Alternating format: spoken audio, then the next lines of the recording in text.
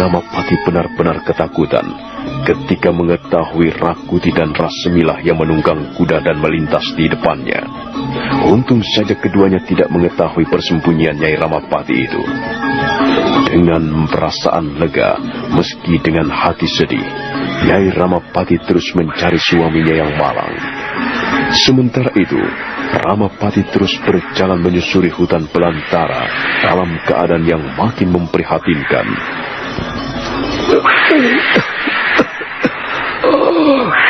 Pohon yang rindang ini cukup menyejukkan, tapi dia tidak akan pernah tahu di mana istriku berada. Sedang aku tersesat semakin jauh. Hutan belantara ini telah menyesatkan Sang Ramapati. Aku ingin segera dunia ini segera dijungkir balikan saja. Tapi, Nyai, aku harus selalu bersamamu. Kau yang selalu memberiku peringatan kalau aku lupa. Tapi aku tidak mau mendengarkan kata-katamu.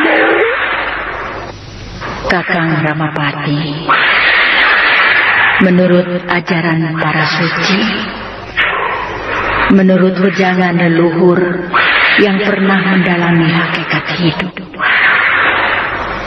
orang hidup tidak akan pernah keluar dari ladang karmanya masing-masing. Setiap tarikan nafas kita adalah karma. Setiap gerakan tubuh kita adalah hukum pikiran manusia. Nyai, apakah dalam keadaan seperti ini aku harus menyadari apa itu karma? Aku tidak ingin lagi kau mengucapkan kata-kata itu lagi. Yang kuharap darimu sekarang ini adalah membawakan makanan untukku. Hanya itu. Aduh, aku lapar sekali, Nyai. Aku capeknya. Angin terus saja menghembus ke arah dedaunan, sementara Ramapati hanya merengek-rengek mencari istrinya. Dia berharap agar istrinya tiba membawa beberapa makanan dan air minum. Kaki Ramapati terus bergerak. Ujung kakinya tiba-tiba saja menyentuh benda lunak. Dia menduga buah yang jatuh dari pohon dan hampir busuk itu masih enak dimakan. Harum sekali bau buah ini. Warnanya merah, tapi hampir busuk. Tidak apa.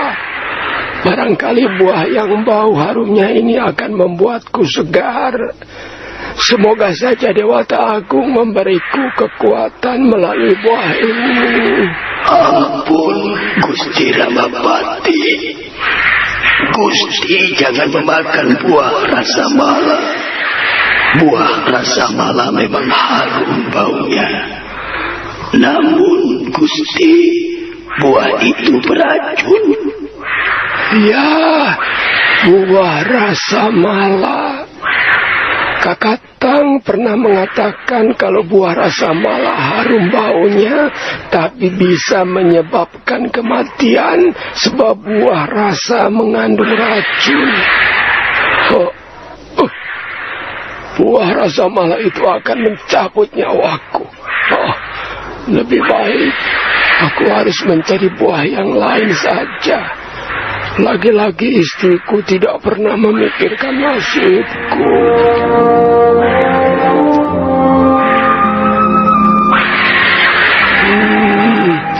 Ternyata pohon ini cukup besar. Buahnya pun bergantungan. Iya, aku harus memanjatnya.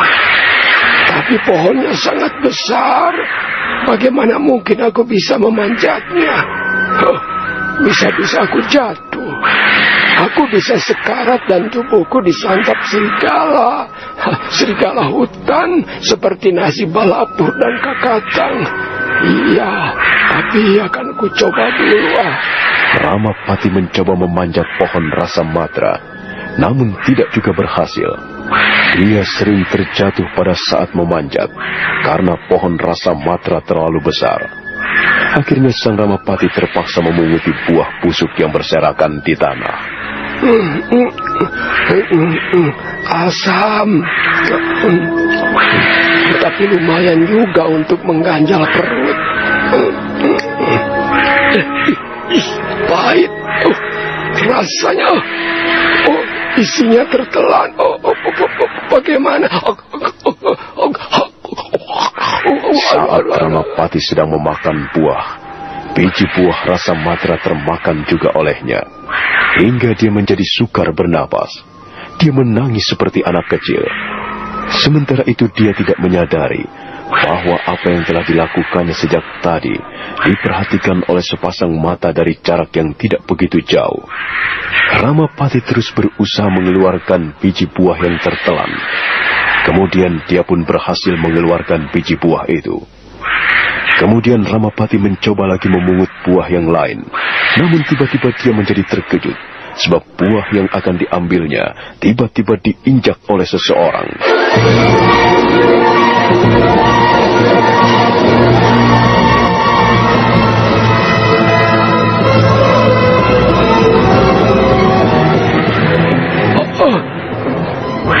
Dewa Santa. Aku gembira sekali kau yang datang, Dewa Santa. Aku yakin kau membawa makanan untukku. Kali ini, aku tidak membawa makanan untukmu. Kenapa, Dewa Santa? Aku benar-benar lapar. Aku butuh makanan, Dewa Santa. Buah busuk tidak pantas dimakan oleh seorang punggawa kerajaan. Dewa Santa, kata resi, orang yang sudah dalam pengetahuannya mengenai ilmu luhur, maka dia akan memakan apa saja yang jatuh dari atas, selama barang itu tidak membuat dirinya celaka. Biarpun aku dari golongan sudra, aku tahu apa yang biasa diperbuat oleh seorang resi. Baiklah kalau begitu. Tapi apakah kau tahu di mana istriku sekarang ini? Sebab aku dan istriku berpisah karena tersesat jalan. Barangkali itulah yang pantas kau jalani, Resi Kalpadruma. Itulah yang terbaik bagi dirimu. Aku tahu siapa Resi Kalpadruma. Tapi dengar, aku ingin tahu dari pengakuanmu, siapa kau ini sebenarnya? Apa pula maksudmu menyamar sebagai Resi Kalpadruma? Dewa Santa, bukankah sudah kukatakan Kalpadruma adalah sebuah harapan? Harapan tai kerbau. Aduh. Hayo, cepat katakan, siapa Resi Kalpadruma itu? Aku ingin mendengar dari pengakuanmu. Dewa Santa, mengapa kau berkata begitu kasar padaku? Orang sepertimu masih saja minta dihormati. Cepat katakan. Baiklah, Dewa Santa, aku bernama Resi Kalpadruma. Begini sejarah hidupku, Dewa Santa. Sang Ramapati segera menceritakan kepada Dewa Santa siapa sebenarnya Resi Kalpadruma.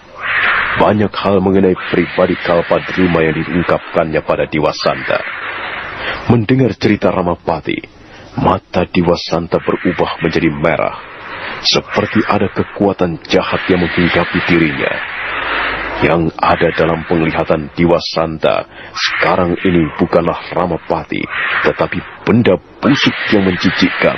Ramapati. Dewa Santa, mengapa kau berubah? Ramapati, aku bukan lagi melihat wajah seorang Ramapati, tapi aku melihat kotoran manusia yang sudah berhari-hari dalam keadaan basah. Biarpun aku dari kau, bukan aku saja, melainkan dari sekian ribu kaula Majapahit telah kau jajali kata-kata manis. Tapi di balik itu, apa kenyataannya sekarang? Barangkali nasibmu memang harus mampus dari tangan seorang sudra. Ya ampun Dewa Santa, jangan lakukan itu padaku, ampun. Aku tidak akan pernah memberi ampun kepada orang bernama Ramapati. Kini dendam seluruh Kaula Majapahit berada dalam tanganku. Biarpun kau merengek-rengek, aku akan tetap membunuhmu. Aduh. Jangan Dewa Santa. Jangan sakiti aku. Aku lapar. Perutku perih. Aku belum makan, Dewa Santa. Inilah makanan yang kau harapkan, Ramapati. Aduh, perutku sakit, tambah sakit. Aduh, kepalaku berkunang-kunang. Merengek-rengeklah kau sekarang, Ramapati. Sekarang rasakan lagi. Seluruh rambut makan kucabuti.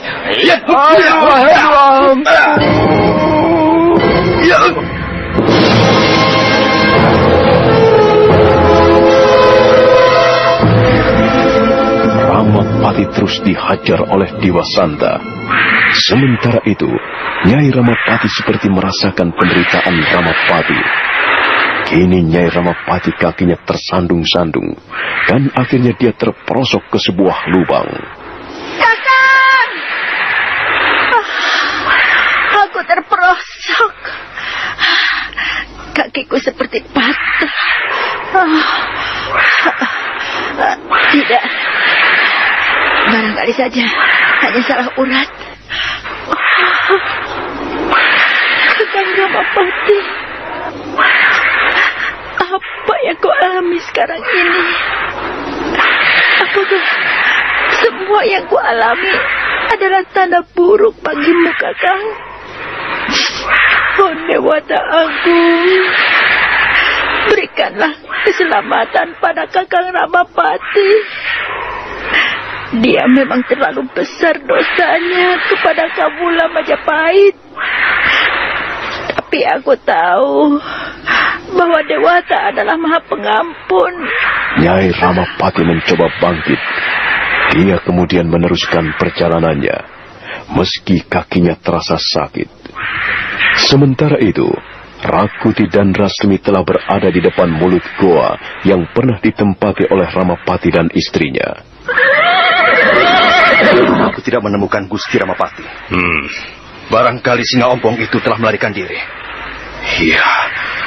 Atau barangkali sudah bunuh diri, Rasmi. Rakuti, bagaimana mungkin seperti Gusti Ramapati itu bunuh diri? Dia bekas pati. Tidak mungkin dia melakukan itu, Rakuti. Semuanya bisa saja terjadi. Dalam keadaan terjepit, seseorang akan melakukan apa saja selama hal itu dianggapnya baik. Baiklah, kalau kau menganggapnya begitu, itu anggapanmu, Rakuti. Ini hanya dugaan, Rasmi. Oh, bagaimana kalau kita cari keparat ompong itu di tempat lain? Ya, memang seharusnya begitu, Rakuti. Sebab buronan Majapahit sudah tidak ada lagi di goa ini. Ayo, Rakuti. Kita akan melintasi semak belukar yang lain, Rasmi.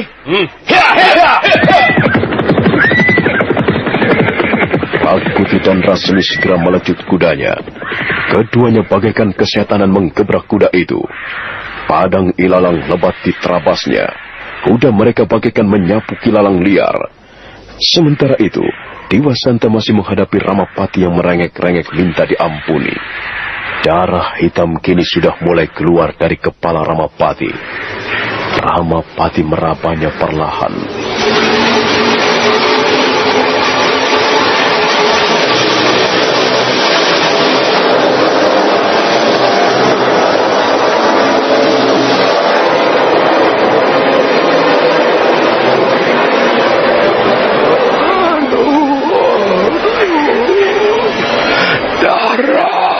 Jangan. Sudah. Aku ingin hidup. Jangan bunuh aku, Dewa Santa. Ampunilah aku. Ramapati, beberapa bulan yang lalu, kau bisa saja membunuh setiap kaula Majapahit dengan mudahnya. 1000 kaula bisa kau bunuh dalam sekejap dengan mengerahkan beberapa prajurit. Tapi sekarang, justru aku akan membuat kematian yang mengerikan. Akulah wakil seluruh kaula Majapahit yang menaruh dendam kepadamu. Ayo bangun. Aduh, nanti dulu. Jangan. Sakit, Dewa Santa. Jangan kau bunuh aku dengan pisau itu, jangan.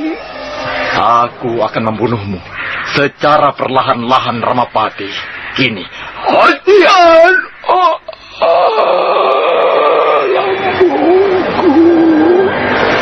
Lambungku kau tusuk dengan pisau itu, Dewa Santa.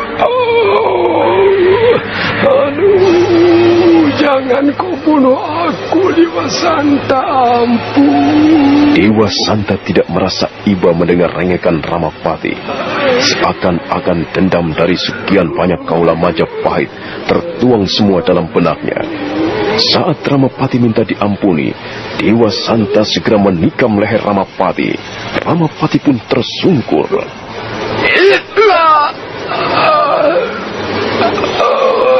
Dewa Santa, mengapa kau tidak sekalian membunuhku? Mengapa kau tidak menghujamkan pisau itu berkali-kali ke arah leherku? Barangkali mukamu itu pantas untuk tempat ludahku, Ramapati. Aku tidak akan membunuhmu sekaligus, tapi aku akan membunuhmu secara perlahan-lahan. Lihat, wah, angkal telapak kakiku inilah yang akan menginjak-injak mukamu, Ramapati.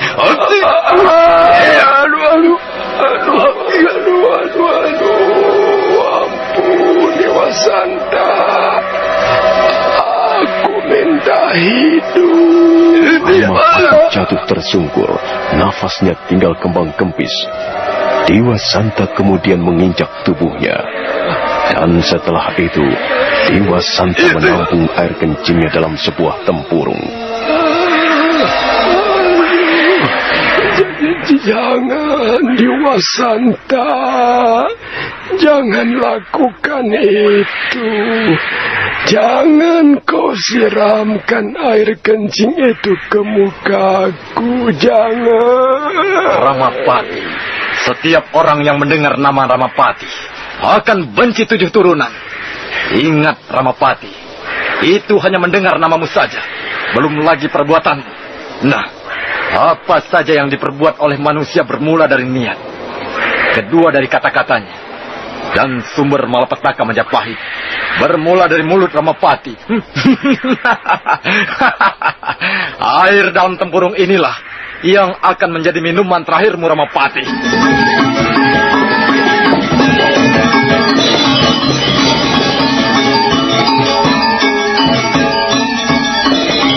Dewa Santa tertawa lebar saat mengangkat tempurung berisi air kencingnya yang siap dituangkan ke dalam mulut Ramapati.